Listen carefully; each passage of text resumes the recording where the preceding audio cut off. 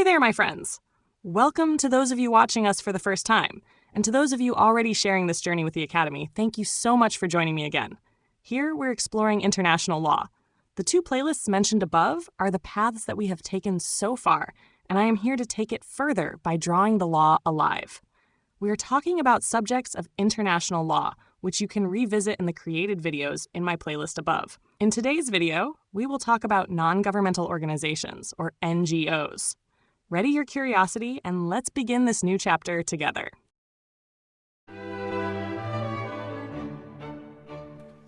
In international law, when we speak of a non-governmental organization, we are speaking of a voice that does not belong to states, yet still enters the room of global decision-making.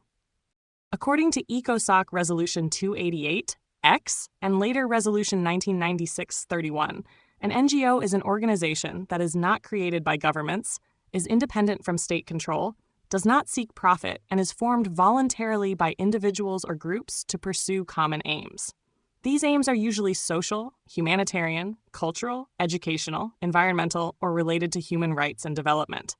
What makes an NGO legally meaningful is not power or territory, but purpose, contributing expertise, representing civil society, and assisting the United Nations in achieving the goals of the Charter. NGOs wear many faces. Some are social and labor-oriented, such as international trade union confederations, defending workers' rights and social justice across borders. Some are cultural and scientific, like the Institute of International Law, where scholars shape the conscience and structure of international legal thought. Others are political NGOs like the Inter-Parliamentary Union, which brings together national parliaments to promote dialogue, democracy, and peace beyond governments themselves. We have religious NGOs such as the World Council of Churches act through faith-based solidarity and humanitarian ethics. We also have technical NGOs like the International Air Transport Association organize complex global systems through expertise rather than authority. Together, these different aspects show that NGOs are not one voice, but a chorus: humanitarian, social, cultural, political, religious, technical. All reminding international law that global order is sustained not only by states, but by organized human purpose. NGOs exist because international life needs spaces that are flexible, human, and responsive. They are easy to create. No international treaty is required, no ratification by states, only recognition under domestic law and the shared will of individuals who come together around a common purpose. This simplicity allows NGOs to emerge quickly, adapt to change, and respond to urgent needs without waiting for diplomatic processes. At the same time, NGOs often possess strong human and material resources, experts, volunteers, networks, and specialized knowledge, which give them real capacity to act. They are created because states and international organizations cannot reach everywhere or address every concern. NGOs step into these spaces, connecting global norms to real lives. Through advocacy, service delivery, monitoring, and expertise, NGOs transform ideas into action and give international law a living, social presence beyond governments. NGOs exist in numerous regional and sectoral forms, tailored to specific geographic or thematic focuses. Some operate in a single country or region, while others span continents, addressing issues from climate change to labor rights. Sectoral specialization allows NGOs to develop expertise, create best practices, and collaborate with targeted international organizations. This diversity ensures that global challenges are met with nuanced solutions. Humanitarian NGOs focus on immediate crises. Scientific NGOs advance research and policy, and cultural or religious NGOs preserve heritage and promote dialogue. Each variant contributes differently to the international legal ecosystem. In international law, NGOs are defined by a set of distinctive characteristics that place them between states and individuals. Their legal personality is not uniform. Some NGOs enjoy a form of international legal personality, such as the International Committee of the Red Cross, due to their unique mandate and recognition under international humanitarian law, while others, like Doctors Without Borders, play an essential international role without possessing international legal personality. Most NGOs derive their legal personality from domestic law, not from treaties, and this remains the general rule. To be recognized as an NGO in international law, they must be non-governmental in nature, nonprofit, independent from state control, established under the law of a state, and active in at least 2 countries, often with headquarters or operational presence in more than one state. NGOs vary widely in their internal structures. Some have very tight, hierarchical organizations, such as political or parliamentary unions, ensuring coordinated decision-making and clear accountability. Others operate with flexible, decentralized frameworks to allow rapid response in humanitarian or social missions. The structure often reflects the NGO's objectives. For example, highly technical or scientific NGOs maintain expert committees and boards, while social NGOs focus on field operations and local engagement. A well-organized structure enables NGOs to scale their impact and sustain long-term projects internationally. NGOs perform a broad spectrum of functions in international law. They monitor compliance with human rights standards, provide technical expertise to governments, offer humanitarian relief, and advocate for social and environmental issues. Their activities complement the work of states and international organizations, filling gaps where formal mechanisms may be slow or limited. They can also operate as consultative bodies, advising on policy, research, and program implementation. This functional diversity is what makes them indispensable partners in shaping international law and practice. NGOs operate with diverse funding mechanisms, including donations, grants from governments, and private contributions. The source of funding can shape their independence, priorities, and credibility.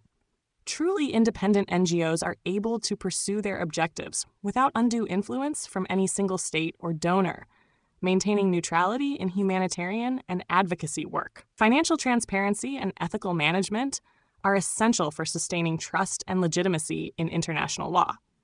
An NGO's ability to remain impartial and independent often determines its effectiveness in sensitive areas such as conflict zones or human rights monitoring.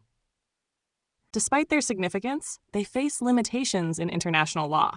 They cannot enact binding legislation or enforce treaties like states can, and their influence depends on recognition by governments and international organizations. Legal personality, while useful, does not confer full rights under international law. Operational constraints, funding limitations, and political pressures can also restrict their effectiveness. Understanding these limits is crucial for assessing how NGOs can meaningfully participate in international legal processes without overstepping their mandate. The relationship between NGOs and the United Nations is built mainly through the consultative system of ECOSOC, which acts as the main gateway between civil society and the UN. Under ECOSOC Resolution 1996-31, NGOs may obtain consultative status, allowing them to participate in the work of the United Nations in a structured and continuous way. This relationship is managed through the ECOSOC Committee on NGOs, a standing body composed of 19 member states elected for 4-year terms. The committee examines applications for consultative status, reviews reports submitted by NGOs, and monitors compliance with UN principles. Once accredited, NGOs may attend UN meetings, submit written statements, make oral interventions, organize side events, and provide expert information to UN organs and specialized agencies. Through this consultative relationship, NGOs do not exercise decision-making power, but they influence agenda setting, norm development, and implementation by bringing field experience, technical expertise, and the voices of affected communities into UN processes.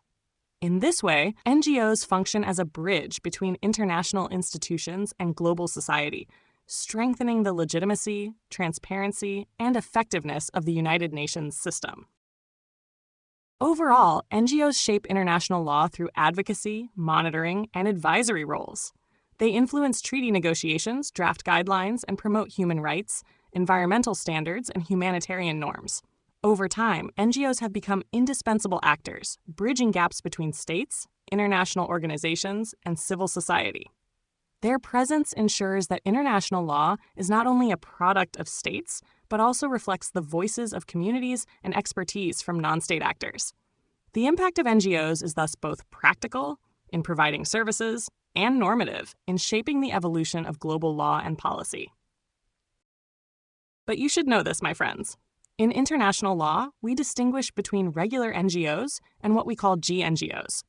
A GNGO, or governmental NGO, is an organization in which member states contribute financial support or membership fees, giving them a formal stake in the organization's operations and programs. Unlike traditional NGOs, which are entirely independent and rely on private funding or voluntary contributions, GNGOs have structured links to states, yet they still operate to serve specific social, humanitarian, or policy objectives. This distinction highlights the difference between fully independent civil society actors and organizations that maintain close governmental involvement while still functioning as non-state entities. GNGOs exist primarily to create a structured partnership between states and non-state actors, allowing governments to support international initiatives without directly managing them.